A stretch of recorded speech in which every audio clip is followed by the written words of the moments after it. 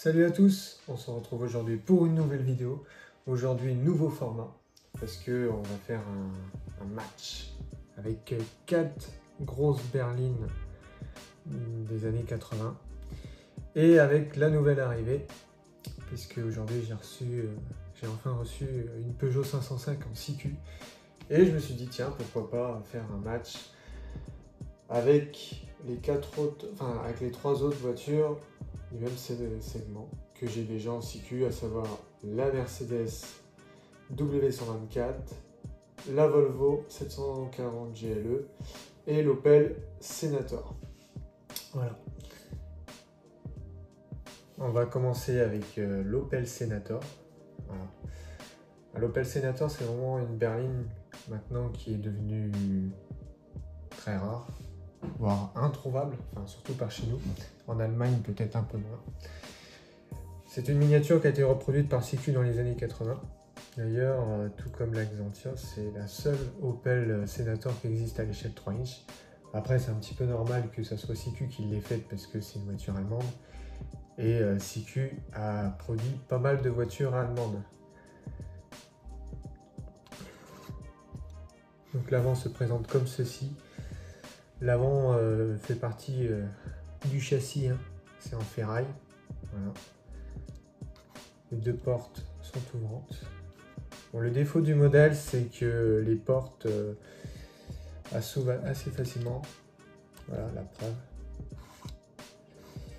Et à l'arrière, on a les feux arrière qui sont reliés à l'intérieur, avec en prime un attache-remorque. Nous allons passer au châssis. Les CQ, c'est ça qui est pas mal, c'est qu'il y a beaucoup de détails, comme on peut voir qu'ils ont reproduit la version 3 litres CD, et il y a les performances qui sont marquées. Alors elle fait 180 chevaux et elle va jusqu'à 205 km/h.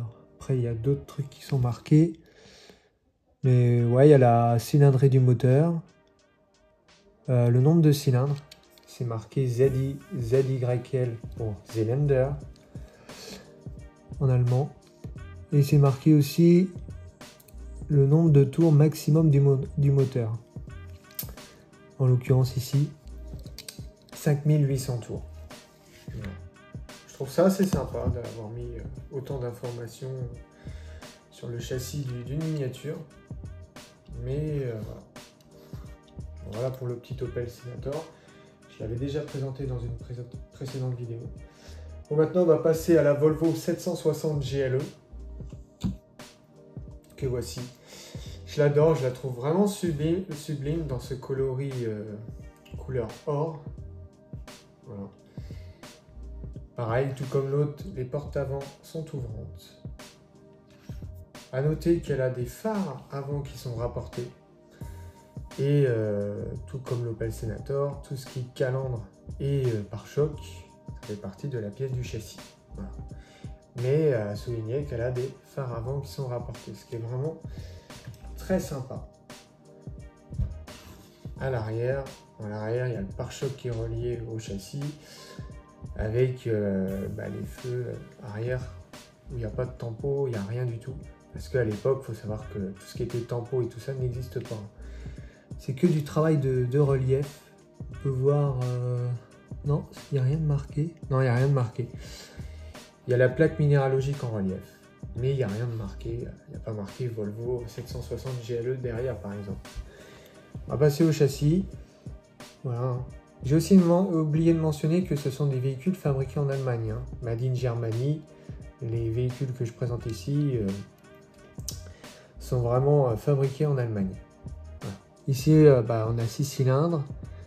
Pareil pour la cylindrée du moteur, on est sur un 2,8 litres. Elle va jusqu'à 180 km/h et elle fait 156 chevaux. Voilà, la version qu'ils ont reproduit. Voilà. C'est une version que j'aime bien parce que CQ, c'est un peu comme Volvo. J'ai envie de dire, CQ, c'est un peu le Volvo de la miniature parce que le maître mot chez CQ, c'est la résistance. C'est-à-dire que les miniatures, si un gamin il joue par terre, la jette par terre ou autre, bah, la miniature elle va être solide. Et le fait d'avoir reproduit une Volvo sous cet aspect-là, bah, ça fait vraiment, ça rejoint un peu aussi ce que la marque Volvo propose, avec par exemple bah, une Volvo 760 GLE. J'ai vu des vidéos que si tu la jettes d'une certaine hauteur, bah, le toit va moins s'écraser qu'une autre voiture. Voilà. Ils avaient fait la comparaison sur Top Gear de mémoire. Et voilà. Et on sent la miniature qui est lourde, qui est bien lourde comme il faut. Le châssis en métal, tout ça. Je trouve ça assez sympa. Ça reflète un peu la qualité Volvo. Et sauf que là, on peut dire que c'est la qualité CQ. Mais sur ce paramètre-là, les deux marques ont un point commun.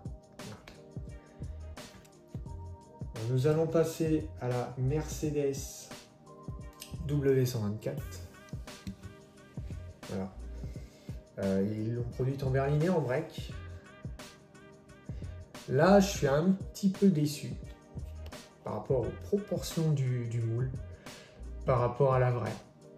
C'est pas très réaliste, elle me paraît vachement longue, vachement étirée. La face avant, c'est comme la Volvo, phare avant rapporté. À noter le petit détail, comme sur pas mal de miniatures Mercedes, le petit viseur. Une pièce qui casse assez facilement malheureusement, et qui est présente encore sur cet exemplaire, qui est vraiment dans un état neuf. Voilà. On va passer au châssis. Ici, c'est la version 6 cylindres. C'est à peu près les mêmes caractéristiques. Hein. Moteur 3 litres.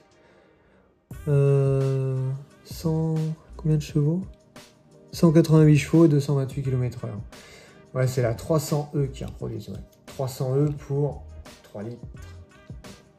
Il faut savoir que dans la dénomination des Mercedes, tu as 300 et le 3 et le 0 signifient la cylindrée du moteur. Voilà. Par exemple, si vous voyez une Mercedes C250, C c'est pour la classe, c'est une classe C, et 250 c'est parce que c'est un 2,5 litres. Voilà. Pour la Mercedes. Et pour finir, on va passer à une française, reproduite par un constructeur allemand, ça donne ça. La Peugeot 505. Il faut savoir que, contrairement à la Xantia où seuls Sicule la reproduisent à l'échelle 3 inch, là il faut savoir qu'elle a aussi été reproduite en Norev Mini Jet.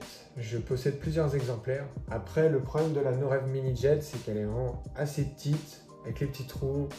Les suspensions, il n'y en a pas. Elle penche d'un côté ou elle penche de l'autre côté. Enfin bref, vous connaissez les soucis des petits trous des Norev Mini Jet. Bon, j'ai aucun exemplaire à vous montrer, mais j'en possède quelques-unes. Voilà. Et la CQ, il me la fallait parce que je la trouve assez réussie. Bon, elle est grosse, hein. C'est vrai que je dis 3 inch machin, on est plus sur du 1,55e que du 1,64 ou du 1,60. D'ailleurs, je sais pas si l'échelle est marquée en dessous. Non. Et là, on est sur une 505 STI. Bon, c'était le haut de gamme de l'époque avant la GTI.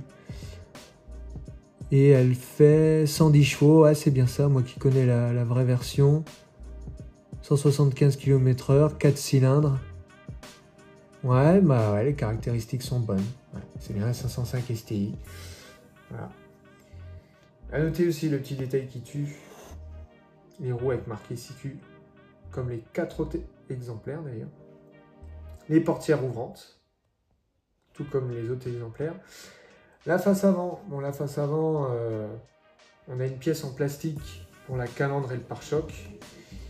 Et les phares ainsi que la lame avant du pare-choc sont reliés au châssis. Hein, c'est une seule et même pièce.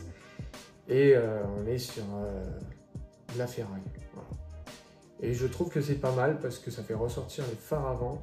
Je la trouve assez bien finie. On est pas mal. Bon, sur le côté, voilà. Non, les proportions sont assez respectées. À noter que c'est des miniatures qui sont assez dures à trouver en France, parce que en France, elles étaient bien plus chères que les majorettes et les no-rêves. Et aussi, après, j'étais pas né à l'époque, donc je sais pas où c'est qu'elles étaient distribuées. Moi, j'ai toujours connu les CQ chez Jouet Club ou dans les magasins de bricolage. Peut-être que c'était pareil à l'époque, mais c'est vrai que CQ dans les grandes surfaces, j'en ai jamais vu. Voilà. À l'arrière, bon, on est comme sur l'Opel Senator, on a les feux arrière qui font partie de la même pièce que l'intérieur rouge. Et on a le pare-choc noir en plastique, ouais. Non, c'est pas mal, c'est pas mal. Bon, l'arrière, je suis un peu moins fan par rapport à la vraie 505. Les feux sont pas si relevés que ça. Mais bon, là, pour des soucis de fabrication, je pense qu'ils ont dû faire ça comme ça. Parce que c'est un vis qui coûtait le moins cher. Après, je sais pas, à l'époque... Bon, elle a une plaque d'immatriculation à l'avant. Je sais pas s'ils ont fait l'effort de mettre une plaque française ou s'ils ont mis une plaque allemande. Non, ils ont mis une plaque allemande. Donc voilà, ça prouve bien que CQ, c'est vraiment le marché germanique en premier. Et le reste, voilà. Mais elle est vraiment belle. Voilà. C'est une 505 phase 1 qui est reproduit ici. Voilà, vraiment très sympa. Bon voilà les amis, c'est la fin de cette vidéo. J'espère qu'elle vous aura plu. N'hésitez pas si ce format-là vous plaît, si vous voulez que j'en fasse d'autres, c'est possible. Et dites-moi en commentaire, quelle est votre miniature préférée? Pour rappel, ici on a l'Opel Senator, la Mercedes W124, la Volvo 760 GLE et la Peugeot 505. Allez, bye bye les amis, à plus!